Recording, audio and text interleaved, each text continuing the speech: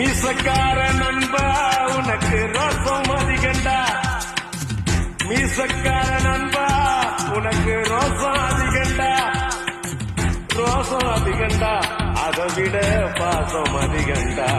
நம்ம பழகினத மறக்கலையே, அந்த பருவம் இப்போ கிடைக்கலையே, அந்த காட்சிகளுக்கு நிறையில்லையே, இன்னும் கண்ணை விட்டுத்தான் மறையலையே. மீசக்கார நண்பா உனக்கு ரோசம் அதிகண்டா.